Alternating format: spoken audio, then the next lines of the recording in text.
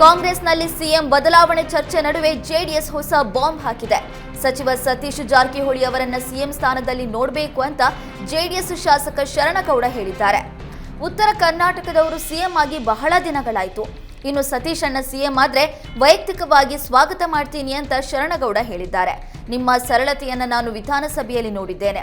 ಸತೀಶ್ ಅಣ್ಣ ಸರಳ ಸಜ್ಜನಿಕೆಯ ವ್ಯಕ್ತಿತ್ವ ಹೊಂದಿದವರು ಸಿಎಂ ಆಗಲಿ ಅಂತ ಶಾಸಕ ಶರಣಗೌಡ ಕಂದಕೂರು ಹೇಳಿದ್ದಾರೆ. ವಕ್ಫ್ 2.0 ಹೋರಾಟ ಆರಂಭಿಸಿರುವ ಬಿಜೆಪಿ ರೆಬಲ್ಸ್ ನಾಯಕರು ದೆಹಲಿಗೆ ತೆರಳಿ ಜಗದಂಬಿಕಾ ಪಾಲ್ ಅವರನ್ನ ಭೇಟಿಯಾದರು. ಇನ್ನು ಹೈಕಮಾಂಡ್ ಭೇಟಿಗಾಗಿ ಸಮಯ ಕೇಳಿದ್ದಾರೆ. ನಿನ್ನೆ ರಾತ್ರಿಯಿಂದಲೂ ರೆಬಲ್ಸ್ ದೆಹಲಿಯಲ್ಲೇ ಬೀಡು ಬಿಟ್ಟಿದ್ದಾರೆ. ಅಮಿತ್ ಶಾ, ನಡ್ಡಾ ಸೇರಿದಂತೆ ಹಲವು ನಾಯಕರ ಭೇಟಿಗೆ ಯತ್ನಾಳ್ ಟೀಮ್ ಸಮಯ ಕೇಳಿದೆ. ಇನ್ನು ಇದೆಲ್ಲದರ ಮಧ್ಯೆ ಹೊಸ ವಿಚಾರವೊಂದು ಕೇಳಿ ಬಂದಿದೆ. ಜನವರಿ 14ಕ್ಕೆ ಮತ್ತೊಮ್ಮೆ ದೆಹಲಿಗೆ ಬರೋದಕ್ಕೆ ರೆಬಲ್ಸ್ ಟೀಮ್ ನಿರ್ಧರಿಸಿದ್ದಾರೆ. ಅಷ್ಟೊತ್ತಿಗೆ ಹೈಕಮಾಂಡ್ ಭೇಟಿಗೆ ಸಮಯ ನೀಡುವ ವಿಶ್ವಾಸವಿದೆ. ಹೈಕಮಾಂಡ್ ವಕ್ಫ್ ಸೇರಿದಂತೆ ವಿಜೇಂದ್ರ ವಿರುದ್ಧ ದೂರು ಕೊಡಲು ನಿರ್ಧಾರ ಮಾಡಿದೆಯಂತೆ. ಗ್ಯಾರಂಟಿ ಯೋಜನೆಗಳಿಂದಾಗಿ ಅಭಿವೃದ್ಧಿ ಕುಂಠಿತವಾಗ್ತಾ ಇದೆ ಅಂತ ಕಾಂಗ್ರೆಸ್ನಲ್ಲೇ ಅಸಮಾಧಾನ ವ್ಯಕ್ತವಾಗಿದೆ. ಕಾಂಗ್ರೆಸ್ ಶಾಸಕ ಗವಿಯಪ್ಪ ಬಳಿಕ ಇದೀಗ ಶಾಸಕ ರಾಘವೇಂದ್ರ ಹಿಟ್ನಾಳ್ ಬಹಿರಂಗವಾಗಿ ಅಸಮಾಧಾನ ಹೊರಹಾಕಿದ್ದಾರೆ. ಪ್ರತಿ ವರ್ಷ ಗ್ಯಾರಂಟಿಗಾಗಿ 54,000 ಕೋಟಿ ಹಣವನ್ನು ನೀಡುತ್ತಿದ್ದೇವೆ. ಹೀಗಾಗಿ ರಾಜ್ಯದಲ್ಲಿ ಅಭಿವೃದ್ಧಿ ನಿಧಾನವಾಗ್ತಿದೆ ಎಂದಿದ್ದಾರೆ. ಎಲ್ಲ ಶಾಸಕರಿಗಿಂತ ಹಿಟ್ನಾಳ್ ಹೆಚ್ಚು ಅನುದಾನವನ್ನು ತೆಗೆದುಕೊಂಡಿದ್ದಾರೆ. ಅನುದಾನ ತೆಗೆದುಕೊಂಡು ಹೀಗೆ ಮಾತನಾಡೋದು ಸರಿಯಲ್ಲ ಅಂತ ರಾಘವೇಂದ್ರ ಹಿಟ್ನಾಳ್ಗೆ ಸಚಿವ ದಿನೇಶ್ ಗುಂಡೂರಾವ್ ಟಾಂಗ್ ನೀಡಿದ್ದಾರೆ. ಕೆಎಸ್ಆರ್ಟಿಸಿ ಬಸ್ ದರ ಏರಿಕೆ ನಡುವೆ ಸಿಲಿಕಾನ್ ಸಿಟಿ ಜನರಿಗೆ ಶೀಘ್ರದಲ್ಲೇ ಮತ್ತೊಂದು ದರ ಏರಿಕೆ ಬಿಸಿ ತಟ್ಟಲಿದೆ. 2025-26ನೇ ಶೈಕ್ಷಣಿಕ ವರ್ಷದಲ್ಲಿ ಖಾಸಗಿ ಶಾಲೆಗಳ ಶೇಕಡಾ 10ರಷ್ಟು ಶುಲ್ಕ ಏರಿಕೆ ಮಾಡೋದಕ್ಕೆ ನಿರ್ಧಾರ ಮಾಡಲಾಗಿದೆ. ಈ ಬಗ್ಗೆ ಕೃಪಾ ಸಂಘಟನೆ ಅಧ್ಯಕ್ಷ ಲೋಕೇಶ್ ತಾಳಿಕಟ್ಟೆ ಮಾಹಿತಿ ನೀಡಿದ್ದಾರೆ. ಸರ್ಕಾರ ವಿದ್ಯುತ್, ಬಸ್ ಸೇರಿದಂತೆ ಎಲ್ಲಾ ವಸ್ತುಗಳ ದರ ಏರಿಕೆ ಮಾಡಿದೆ. ನಾವು ನಮ್ಮ ಶಿಕ್ಷಕರಿಗೆ ಸಂಬಳ ಕೊಡಬೇಕು. ಹೀಗಾಗಿ ಪ್ರಸಕ್ತ ಶೈಕ್ಷಣಿಕ ವರ್ಷದಲ್ಲಿ ಶುಲ್ಕ ಏರಿಕೆ ಅನಿವಾರ್ಯವಾಗಿದೆ ಅಂತ ಹೇಳಿದ್ದಾರೆ. ಮೈಸೂರಲ್ಲಿ ರಸ್ತೆಗೆ ಸಿಎಂ ಸಿದ್ದರಾಮಯ್ಯ ಹೆಸರಿಡುವ ಬಗ್ಗೆ ಕಾಂಗ್ರೆಸ್ ಹಾಗೂ ಬಿಜೆಪಿ ನಡುವೆ ಫೈಟ್ ನಡೀತಾ ಇದೆ.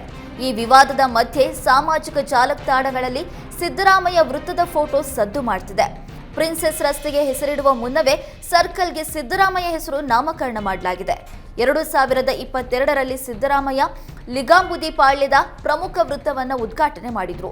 ಸರ್ಕಲ್ ಉದ್ಘಾಟನೆ ಬಳಿಕ ಕ್ಲಾಕ್ ಟವರ್ ಅಳವಡಿಕೆ ಮಾಡಲಾಗಿತ್ತು. ಕ್ಲಾಕ್ ಟವರ್ ಮೇಲೆ ಜಿಟಿಡಿ, ಯತೀಂದ್ರ, ಹರೀಶ್ ಗೌಡ ಹೆಸರಿತ್ತು. ಇದೀಗ ವೃತ್ತಕ್ಕೆ ಸಿದ್ದರಾಮಯ್ಯ ಹೆಸರಿಡಲಾಗಿದೆ. ಕೆಎಸ್ಆರ್ಟಿಸಿ ನೌಕರರಿಗೆ ಸಾರಿಗೆ ಇಲಾಖೆ ಗುಡ್ ನ್ಯೂಸ್ ನೀಡಿದೆ. ಕಳೆದ 20 ವರ್ಷಗಳಿಂದ ಕೆಎಸ್ಆರ್ಟಿಸಿ ನೌಕರರ ಬೇಡಿಕೆಗೆ ರಾಜ್ಯ ಸರ್ಕಾರ ಅಸ್ತು ಅಂದಿದೆ. ಕೆಎಸ್ಆರ್ಟಿಸಿ ನೌಕರರ ಆರೋಗ್ಯ ಸೇವೆ ಯೋಜನೆಗೆ ಸಾರಿಗೆ ಸಚಿವ ರಾಮಲಿಂಗಾರೆಡ್ಡಿ ಚಾಲನೆ ನೀಡಿದ್ದಾರೆ.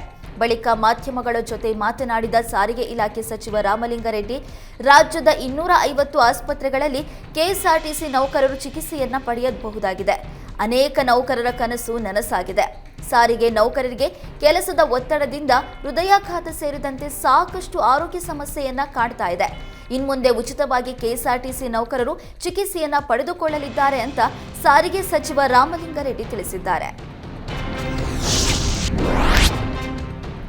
ನಗರದ 10 ಪಾರ್ಕ್ಗಳಲ್ಲಿ ಧ್ಯಾನ ಕೇಂದ್ರಗಳ ಸ್ಥಾಪನೆ ಮಾಡಲಾಗುವುದು ಎಂದು ಬಳ್ಳಾರಿ ನಗರ ಶಾಸಕ ನಾರಾ ಭರತ್ ರೆಡ್ಡಿ ಭರವಸೆ ನೀಡಿದ್ದಾರೆ. ನಗರದ ಪಿರಮಿಡ್ ಸ್ಪಿರಿಚುವಲ್ ಸೊಸೈಟಿ ಮೂವ್ಮೆಂಟ್ ಸಂಸ್ಥೆಯ ವತಿಯಿಂದ ಏರ್ಪಡಿಸಿದ್ದ ಸಸಿ ನೆಡುವ ಕಾರ್ಯಕ್ರಮಕ್ಕೆ ಚಾಲನೆ ನೀಡಿದರು. ಸಂಸ್ಥೆಯ ಬೇಡಿಕೆಯಂತೆ ನಗರದ 10 ಆಯ್ದ ಪಾರ್ಕ್ಗಳಲ್ಲಿ ಧ್ಯಾನ ಕೇಂದ್ರ ನಿರ್ಮಿಸಲಾಗುವುದು. ಜನರು ಇದರ ಸದುಪಯೋಗವನ್ನು ಪಡೆದುಕೊಳ್ಳಬೇಕು ಅಂತ ಹೇಳಿದರು. ಮಾನಸಿಕ ಖಿನ್ನತೆಯಿಂದ ಹೊರಬರೋದಕ್ಕೆ ಧ್ಯಾನ ಸಹಕಾರಿಯಾಗಲಿದೆ. ಖಿನ್ನತೆಗೆ ಸಿಲುಕಿದ್ದ ಎಷ್ಟೋ ಜನರಿಗೆ ಧ್ಯಾನದಿಂದ ಜೀವದಾನ ಆಗಿದೆ ಎಂದರು. ಭೌತಿಕ ಜಗತ್ತಿನ ಆಸೆ ಆಕಾಂಕ್ಷೆಗಳಿಂದಾಗಿ ಜನರು ಒತ್ತಡಕ್ಕೆ ಸಿಲುಕಿದ್ದಾರೆ. ಅನಾರೋಗ್ಯಕರ ಸ್ಪರ್ಧೆ, ನಾನ್ ಮುಂದೆ ಹೋಗಬೇಕು ಅನ್ನುವ ಒತ್ತಡಕ್ಕೆ ಸಿಲುಕಿ ನೆಮ್ಮದಿಯನ್ನ ಹಾಳು ಮಾಡಿಕೊಳ್ತಾ ಇದ್ದಾರೆ ಎಂದು ಶಾಸಕ ನಾರಾ ಭರತ್ ರೆಡ್ಡಿ ಹೇಳಿದರು.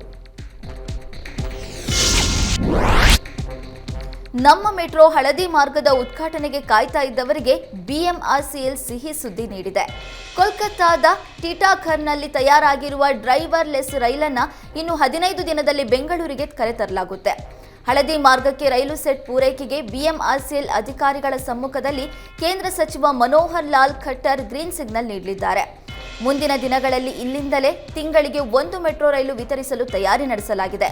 ಸೆಪ್ಟೆಂಬರ್ ತಿಂಗಳಿನಿಂದ 2 ರೈಲು ಸೆಟ್ಗಳನ್ನು ಪೂರೈಸಲು ಟಿಟಾಖರ್ ಸಿದ್ಧತೆ ನಡೆಸಿದೆ ಎಂದು ಖಟ್ಟರ್ ತಿಳಿಸಿದ್ದಾರೆ. ಬಸ್ ಪ್ರಯಾಣ ದರ %15ರಷ್ಟು ಹೆಚ್ಚಳ ಮಾಡಿದ್ದನ್ನು ಖಂಡಿಸಿ ಎಬಿವಿಪಿ ಕಾರ್ಯಕರ್ತರು ಕಲಬುರಗಿಯಲ್ಲಿ ಪ್ರತಿಭಟನೆ ನಡೆಸಿದ್ದಾರೆ. ಕಲಬುರಗಿ ಜಿಲ್ಲಾಧಿಕಾರಿ ಕಚೇರಿ ಮುಂದೆ ಪ್ರತಿಭಟನೆ ನಡೆಸಿ ಆಕ್ರೋಶ ವ್ಯಕ್ತಪಡಿಸಿದರು. ಬಸ್ ಪ್ರಯಾಣ ದರ ಹೆಚ್ಚಳ ಮೂಲಕ ಸರ್ಕಾರ ಬಡವರು, ಕೂಲಿ ಕಾರ್ಮಿಕರು, ಮಧ್ಯಮ ವರ್ಗದವರ ಮೇಲೆ ಹೊರೆ ಹಾಕಿದೆ. ಸರ್ಕಾರ ಹೆಚ್ಚಳ ಮಾಡಬೇಕಾಗಿರುವುದು ಬಸ್ಗಳನ್ನೇ ಹೊರತು ಬಸ್ ಪ್ರಯಾಣ ದರವನ್ನಲ್ಲ ಅಂತ ಪ್ರತಿಭಟನಾಕಾರರು ಆಕ್ರೋಶ ವ್ಯಕ್ತಪಡಿಸಿದರು.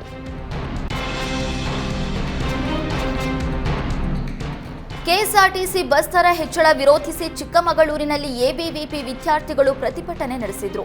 ನಗರದ ಆಜಾದ್ ಪಾರ್ಕ್ ವೃತ್ತದಲ್ಲಿ ನೂರಾರು ವಿದ್ಯಾರ್ಥಿಗಳು ರಸ್ತೆಗಿಳಿದು ಪ್ರತಿಭಟನೆ ನಡೆಸಿದರು. ಸರ್ಕಲ್ನಲ್ಲಿ ಮಾನವ ಸರಪಳಿ ನಿರ್ಮಿಸಿ ಬಸ್ ದರ ಏರಿಕೆಯನ್ನು ವಿದ್ಯಾರ್ಥಿಗಳು ಖಂಡಿಸಿದರು. ಬಸ್ ದರ ಏರಿಕೆಯಿಂದ ವಿದ್ಯಾರ್ಥಿಗಳ ಪಾಸ್ ದರವು ಮುಂಬರುವ ದಿನಗಳಲ್ಲಿ ಹೆಚ್ಚಳವಾಗಿದೆ ಎಂದರು. ಸರ್ಕಾರದ ವಿರುದ್ಧ ಘೋಷಣೆ ಕೂಗಿ ಆಕ್ರೋಶ ವ್ಯಕ್ತಪಡಿಸಿದ ವಿದ್ಯಾರ್ಥಿಗಳು ಕೂಡಲೇ ಬಸ್ ದರವನ್ನು ಇಳಿಸುವಂತೆ ಒತ್ತಾಯಿಸಿದರು. ನಾಲೆಗಳಿಗೆ ನೀರು ಹರಿಸಲು ಒತ್ತಾಯಿಸಿ ರೈತರು ಬೆಂಗಳೂರು ಮೈಸೂರು ಹೆದ್ದಾರಿ ತಡೆದು ಪ್ರತಿಭಟನೆ ನಡೆಸಿದ್ದಾರೆ. ಮಂಡ್ಯದ ವಿಶ್ವೇಶ್ವರಯ್ಯ ಪ್ರತಿಮೆ ಬಳಿ ಪ್ರತಿಭಟನೆ ನಡೆಸಿ ಆಕ್ರೋಶ ವ್ಯಕ್ತಪಡಿಸಿದ್ದಾರೆ. ರಾಜ್ಯ ಸರ್ಕಾರದ ವಿರುದ್ಧ ಘೋಷಣೆ ಕೂಗಿ ಆಕ್ರೋಶ ವ್ಯಕ್ತಪಡಿಸಿದ್ದಾರೆ. ಕನ್ನಂಬಾಡಿ ಅಣೆಕಟ್ಟು ತುಂಬಿದ್ರೂ ನಾಲೆಗಳಿಗೆ ನೀರು ಬಿಡ್ತಾ ಇಲ್ಲ ಅಂತ ಕಿಡಿಕಾರಿದ್ರು.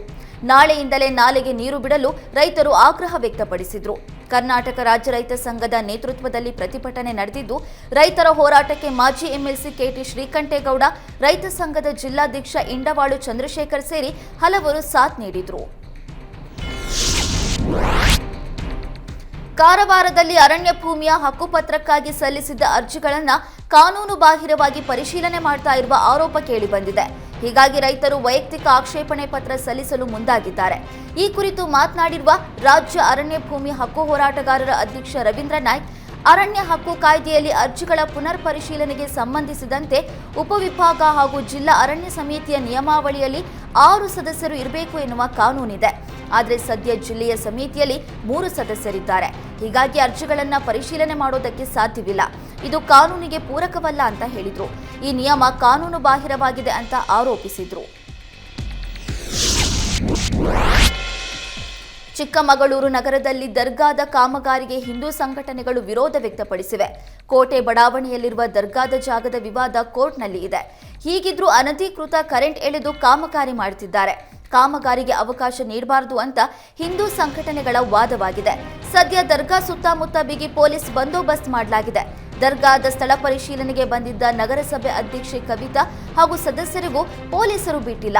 200 ಮೀಟರ್ ದೂರದಲ್ಲೇ ಬ್ಯಾರಿಕೇಡ್ ಹಾಕಿ ತಡೆದಿದ್ದಾರೆ ಎಂದು ಬರೆಯಲಾಗಿದೆ.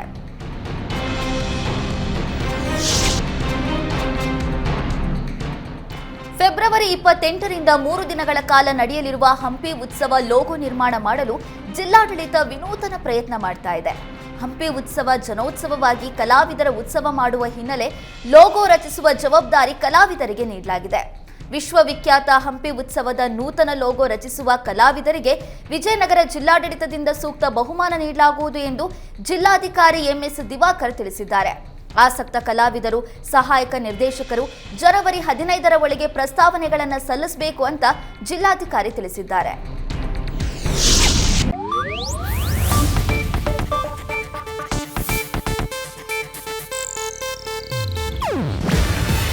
ಇದು ಏಷ್ಯಾನೆಟ್ ನ್ಯೂಸ್ ನೆಟ್ವರ್ಕ್ ಪ್ರಸ್ತುತಿ.